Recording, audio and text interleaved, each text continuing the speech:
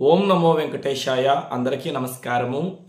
పితృపక్షాల్లో ఏ పనులను చేయవచ్చు, ఏ పనులను చేయకూడదు అని కొంతమంది కామెంట్స్ ద్వారా అడిగారు. నిజంగా చెప్పాలంటే ఇది ఒక అద్భుతమైనటువంటి ప్రశ్న. పితృపక్షాల్లో మనము ఏ పనులను చేయవచ్చు, ఏ పనులను చేయకూడదు అనేటువంటి విషయాన్ని ప్రతి ఒక్కరూ తప్పకుండా తెలుసుకోవాలి. ఎందుకంటే భాద్రపద మాసంలో పూర్ణిమ నుండి అమావాస్య వరకు వచ్చేటువంటి పక్షాన్ని, ఒక పక్షము అంటే 15 రోజులు కదండి, పూర్ణిమ నుండి అమావాస్య వరకు వచ్చేటువంటి పక్షాన్ని మహాలయ పక్షము లేకపోతే పితృపక్షము అని పిలుస్తారన్నమాట.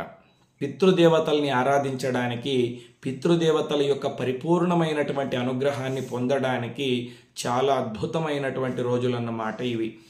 వెంటనే కొంతమంది ఇక్కడ అనుకోవచ్చు, గురువుగారు పితృదేవతల్ని ఈ పితృపక్షాల్లోనే ఆరాధించాలా? ప్రతి అమావాస్యకు ఆరాధించవచ్చు, ప్రతినిత్యము కూడా పూజించవచ్చు, నమస్కరించవచ్చు అని మీరు అడగవచ్చు. కానీ చూడండి, శ్రీరామనవమి రోజే ఎందుకు మనం శ్రీరాముడిని పూజిస్తాం? వేరే రోజుల్లో కూడా పూజిస్తాం, కానీ శ్రీరామనవమి రోజు ముఖ్యంగా మనం పూజిస్తాం. గణపతిని ప్రతినిత్యము పూజిస్తాం, అన్ని శుభకార్యాల్లోనూ పూజిస్తాం, కానీ వినాయక చవితి రోజు విశేషంగా పూజిస్తాం కదా. అదేవిధంగా అమ్మవారిని కూడా ఎప్పుడూ మనం పూజిస్తాం, అర్చిస్తాం, కానీ దేవీ నవరాత్రుల్లో విశేషంగా ఆరాధిస్తాం కదా. ఒక్కొక్క తిథికి ఒక ప్రత్యేకత ఉంటుందన్నమాట. ఈ పితృపక్షాలు అంటే పితృదేవతల్ని ఆరాధించడానికి మన పెద్దలు నియమించినటువంటి తిథులన్నమాట ఇవి. ఎందుకంటే పితృదేవతల్ని ఎప్పుడూ కూడా మనం మర్చిపోకూడదు. ఈ పితృపక్షంలో పితృదేవతలు భూలోకం వైపు చూస్తూ ఉంటారన్నమాట. మా వంశీకులు మమ్మల్ని తలుచుకుంటున్నారా లేదా, మాకు తర్పణం విడిచిపెడుతున్నారా లేదా, కనీసం మా పేరుతో ఎవరైనా ఒక బ్రాహ్మణుడికి కావచ్చు, ఒక పేదవాడికి కావచ్చు స్వయం పాకం ఇస్తున్నారా లేదా అని చూస్తూ ఉంటారన్నమాట. కాబట్టి ఈ పితృపక్షాల్లో తప్పకుండా పితృదేవతల్ని ఆరాధించాలి. ఇంతకీ అసలైన విషయానికి వస్తే, ఈ పితృపక్షాల్లో ఏ పనులను చేయవచ్చు, ఏ పనులను చేయకూడదు అంటే, శుభకార్యాలేవి కూడా ఈ పితృపక్షాల్లో చేయకూడదు. అంటే వివాహాలు, అంటే పెళ్ళన్నమాట. ఎవరు ఈ పితృపక్షాల్లో పెళ్ళిళ్లకు ముహూర్తాలు పెట్టరు, పురోహితులు కూడా పెళ్ళిళ్ళు జరిపించరు. నామకరణం కావచ్చు, నిశ్చయితాంబూలాలు కావచ్చు, గృహప్రవేశాలు కావచ్చు, ఇటువంటి శుభకార్యాలని పితృపక్షాల్లో చేయకూడదు. అద్దిల్లు మారాలన్నా కూడా ఈ పితృపక్షాల్లో మారకూడదు. షాప్ ఓపెనింగ్స్ పెట్టుకోవచ్చు. ముఖ్యంగా ఈ పితృపక్షాల్లో స్థలాలు కొనుగోలు చేయకూడదు, ఇళ్ళు కొనుగోలు చేయకూడదు. అంటే సైట్లు రిజిస్ట్రేషన్ చేసుకోవడం, భూములు రిజిస్ట్రేషన్ చేసుకోవడం, ఇళ్ళు కొనుక్కోవడం, ఇటువంటి కార్యక్రమాలు ఏవి కూడా చేయకూడదు. అదేవిధంగా ఈ పితృపక్షాలు ముగిసే వరకు తొలి సంధ్య, మలి సంధ్య నిదురపోరాదు. అంటే ఉదయం 5 గంటల నుండి 7 గంటల సమయంలో తొలి సంధ్య అంటారు. అంటే సంధికాలము అంటే రాత్రికి పగలకు మధ్యన వచ్చేటువంటి కాలాన్ని సంధికాలము అంటారు. దాన్ని సంధ్యాకాలము అని కూడా పిలుస్తారు. ఉదయం 5 గంటల నుండి 7 గంటల లోపల ఎటువంటి పరిస్థితుల్లోనూ కుటుంబ సభ్యులెవరూ కూడా నిద్రపోరాదు. సాయంత్రం వేళలో 5 గంటల నుండి 7 గంటల లోపల పొరపాటును కూడా ఇంట్లో ఎవరు నిద్రపోరాదు. చిన్నపిల్లలు పడుకుంటే పర్వాలేదండి, 12 సంవత్సరాల లోపల ఉన్నటువంటి పిల్లలు, అదేవిధంగా అనారోగ్య సమస్యతో ఇబ్బంది పడుతున్నటువంటి వృద్ధులు, గర్భిణీ స్త్రీలు పడుకున్నా పర్వాలేదు, వాళ్లకు మినహాయింపు ఉంది. ఆరోగ్యం చక్కగా ఉన్నటువంటి వాళ్ళు తొలి సంధ్య, మలి సంధ్యలో నిద్రించరాదు. ఎందుకంటే పితృదేవతలు భూలోకాన్ని చూస్తూ ఉంటారన్నమాట. మన వంశీకులు, మన బిడ్డలు ఏం చేస్తున్నారని. చక్కగా మనం ఉదయాన్నే నిద్రలేచి కాలకృత్యాలు తీర్చుకొని స్నానం చేసి భగవంతుడి ముందర దీపం వెలిగించి పితృదేవతా స్తోత్రాన్ని చదువుకొని దక్షిణ దిక్కుకు తిరిగి మన పితృదేవతలకు నమస్కారం చేసుకున్నట్లయితే, చనిపోయినటువంటి వాళ్ళ ఫోటోలు ఉంటాయి కదా, ఆ ఫోటో మీద ఒక పువ్వును పెట్టి నమస్కారం చేసుకున్నట్లయితే వాళ్ళు పొంగిపోతారు. ఆహా, ఉదయం చక్కగా మన బిడ్డలందరూ కూడా స్నానాలు చేసి దేవుడి ముందర దీపం వెలిగించి మన మీద కూడా ఒక పువ్వు పెట్టి పితృదేవతా స్తోత్రాన్ని చదువుతూ ఉన్నారు, వీళ్ళు 10 కాలాల పాటు చల్లగా ఉండాలి, వీళ్ళు ఆయురారోగ్యాలతో అష్టైశ్వర్యాలతో సంతోషంగా ఉండాలని వాళ్ళు దీవిస్తారన్నమాట. ముఖ్యంగా ఈ పితృపక్షాలు ముగిసే వరకు ఈ 15 రోజులు ఇంట్లో భార్యాభర్తలు గొడవ పడకూడదు. చూడండి, ఎప్పుడూ గొడవ పడకూడదు. భార్యాభర్తలు ఎప్పుడూ సంతోషంగా ఉండాలి. ఎన్ని సమస్యలు వచ్చినా కూడా భార్యాభర్తలు చిరునవ్వుతోని ఆ సమస్యల్ని పరిష్కరించుకోవాలి. పితృపక్షాల్లో మన పితృదేవతలు మన ఇంటి వైపు చూస్తూ ఉంటారు. ముఖ్యంగా ఈ భూలోకానికి వస్తారు కాబట్టి మనం పెట్టేటువంటి తర్పణాలు స్వీకరించడానికి. ఆ సమయంలో భార్యాభర్తలు ఒకరినొకరు తిట్టుకొని ఇంట్లో గొడవలు పడుతూ రోదనలు చేస్తూ ఏడుస్తూ ఒకరినొకరు దూషించుకుంటూ ఉంటే పితృదేవతలు శపించి వెళ్ళిపోతారు. ఈ దౌర్భాగ్యుడు ఇంట్లో భార్యను ఎన్ని చిత్రహింసలు పెడుతున్నాడు, కాబట్టి వీడికి పుట్టగతులు ఉండకూడదు అని వాళ్ళు కోపంతో వెళ్ళిపోతారు. అదేవిధంగా స్త్రీలు గనక భర్త మీద అరుస్తూ ఉంటే, ఏమండి మీరు డబ్బు సంపాదించడం లేదు, మనం పేదవాళ్ళగానే ఉండిపోతూ ఉన్నాం, ఒక ఇల్లు కూడా కట్టుకోలేదు అని భర్తను దూషిస్తూ ఉంటే పితృదేవతలు ఎటువంటి దౌర్భాగ్యురాలు మా ఇంట్లో కాలు పెట్టింది, మా వంశంలో పుట్టినటువంటి మా బిడ్డకు మనశ్శాంతి లేకుండా చేస్తుంది అని వాళ్ళు శపించి వెళ్ళిపోతారు. కాబట్టి పితృపక్షాలు ముగిసే వరకు భార్యాభర్తలు ఇంట్లో గొడవలు పెట్టుకోకూడదు. సంతోషంగా భగవంతుడిని ఆరాధిస్తూ పితృదేవతల్ని స్మరిస్తూ ఉండాలి.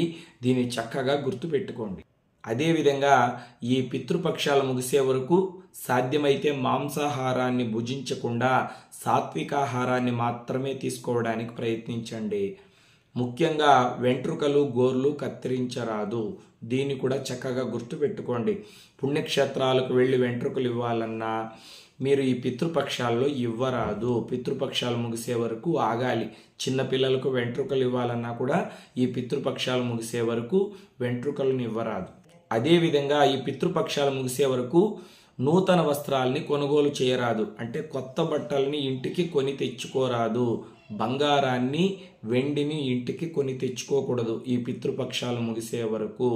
దీన్ని కూడా చక్కగా గుర్తుపెట్టుకోండి. అదేవిధంగా ఈ పితృపక్షాలు ముగిసే వరకు ప్రతినిత్యము 2 పూట్ల దీపారాధన చేయండి. ఉదయము సాయంత్రము చక్కగా దీపం వెలిగించి భగవంతుణ్ణి అర్చిస్తూ ఉంటే పూజిస్తూ ఉంటే పితృదేవతలు పొంగిపోతారు. ఆహా, మా వంశంలో ఎటువంటి ఉత్తములు జన్మించారు, ప్రతినిత్యము భగవంతుడి కైంకర్యం చేస్తున్నారు, భగవంతుడి ముందర దీపం వెలిగించి పూలు పెట్టి దండం పెట్టుకుంటున్నారు, నిజంగా వీళ్ళు ఎంత దైవభక్తులు, వీళ్ళు ఎప్పుడూ కూడా సంతోషంగా ఉండాలి అని పితృదేవతలు ఆశీర్వాదం చేస్తారు. అదేవిధంగా పితృదేవత స్తోత్రం ఇంతకుముందు వీడియోలోనే మనం చెప్పుకున్నాం కదా, చిన్న స్తోత్రం. ఈ స్తోత్రాన్ని 15 రోజులు కూడా చదవండి. కుదిరినటువంటి వాళ్ళు తర్పణాలు విడవండి. తర్పణాలు అంటే ఇదేదో పెద్ద ప్రాసెస్ అనుకోకండి. మనం ఇక్కడ పిండ ప్రదానం చేసి కర్మక్రియలు ఇవన్నీ చేయడం లేదు. మనం తినడానికంటే ముందు కాస్త అన్నం తీసుకొని అందులో కొన్ని నువ్వులు వేసుకొని చక్కగా ఒక కాకికి పెడుతూ ఉన్నాం. పితృదేవతలు కాకి రూపంలో వచ్చి తినిపోవాలని కొన్ని నీళ్లు వదిలిపెడుతూ ఉన్నాం. ఇంతేనండి. మనం పెదకర్మ చేసేటువంటి మంత్రాలు, పిండ ప్రదానం చేసేటువంటి మంత్రాలు ఇవన్నీ కూడా చదవడం లేదు. దీది తెలియకుండా కొంతమంది ఏవేవో ఊహించుకుంటూ ఉన్నారు. ప్రతినిత్యము మనం అన్నం తినడానికంటే ముందు కాస్త అన్నం తీసుకొని అందులో కాస్త నువ్వులు వేసి కాకికి పెట్టి మనం కొన్ని నీళ్లు వదులుతున్నాం. దీన్నే తర్పణంగా భావిస్తున్నాం. ఇది ఎవరైనా కూడా చేయవచ్చు, తప్పులేదు. అదేవిధంగా ఈ పితృపక్షాలు ముగిసే వరకు ఇంట్లో చిన్న పిల్లల్ని కొట్టకండి. చాలామంది సాయంత్రం అయితే చాలు కర్రలు తీసుకొని బయలుదేరుతారు. ఒరే, హోంవర్క్ చేయకుండా ఆడుకోవడానికి వెళ్ళావా అని వాని వీపుని దబా బాధేస్తూ ఉంటారు, చెవు పిండేస్తూ ఉంటారు. అలా చెయ్యకండి. పితృదేవతలు మన ఇంటి వైపు చూస్తూ ఉంటారు. మనం చిన్నపిల్లల్ని కొట్టినట్లయితే వాళ్ళు చాలా బాధపడతారు. ఇప్పుడు మన ఇంట్లో అవ్వాతాతలు ఉన్నారనుకోండి, మనం పిల్లల్ని కొడుతూ ఉంటే వాళ్ళు ఏడుస్తూ ఉంటారు. కానీ అక్కడ ఉన్నటువంటి అవ్వాతాతలకు చాలా బాధ అవుతుంది. ఎందుకమ్మా పిల్లవాడిని అలా కొడుతూ ఉన్నావు, నువ్వు ఊరుకోమ్మా, చిన్నప్పుడు నువ్వు ఇలాగే అల్లరి చేసావు కదా, పాపం వాడు ఏదో తెలుసో తెలియకుండా తప్పు చేస్తే అలా నా కొట్టడం, రారా నువ్వు ఇలా అని మనల్ని మందలిస్తూ ఉంటారు. పితృదేవతలకు మన వంశీకులకు చిన్నపిల్లలంటే చాలా ఇష్టం. వాళ్ళని కొడితే వాళ్ళు తట్టుకోలేరు, చాలా బాధపడతారు. కాబట్టి ఈ పితృపక్షాల్లో చిన్నపిల్లల్ని కొట్టకూడదు. ఇక చివరిగా మన వంశీకుల్ని దూషించరాదు. కొంతమంది పితృదేవతల్ని దూషిస్తూ ఉంటారు. ఎవరైనా మాబోటి వాళ్ళు ఎన్నైనా పితృపక్షాలు కదా, మీ తాతగారి పేరిట్లోనో మీ నాన్నగారి పేరిట్లోనో కాస్త ఎవరికైనా దానా ధర్మం చేయనైనా, స్వయం పాకం ఇవ్వు, వాళ్లకు తర్పణం ఇవ్వు, వాళ్ళకు ఒక దండం పెట్టుకో అంటే ఎందుకు పెట్టాలండి? మా తాత పరమ దుర్మార్గుడు, బాగా తాగి డబ్బులన్నీ జల్సా చేసేసాడు. ఇక మా నాన్న సరే మాకు అసలు ఆస్తే ఇవ్వలేదు, సొంతం ఇల్లు కూడా లేదు, బాడిగింట్లో ఉంటున్నాము, వాళ్ళకా నేను దండం పెట్టుకోవాలి, వాళ్ళకా నేను తర్పణం విడవాలి అని పితృదేవతల్ని పొరపాటును కూడా దూషించకూడదు. వాళ్ళు మనకి ఏమీ ఇవ్వవలసినటువంటి అవసరం లేదండి. మనకింత గొప్ప శరీరాన్ని ఇచ్చారు, చేతులు కాళ్ళు బాగా పనిచేస్తున్నాయి, జ్ఞానం ఉంది కదా, మనం చక్కగా సంపాదించుకొనవచ్చును.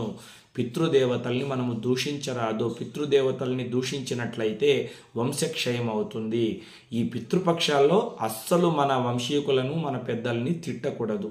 ఈ విషయాలన్నీ కూడా చక్కగా మీకు అర్థమైందనే భావిస్తూ ఉన్నాను. రేపు ఇంకొక చక్కటి వీడియోలో కలుసుకుందాం. లోకా సమస్తా సుఖినో భవంతు. స్వస్తి.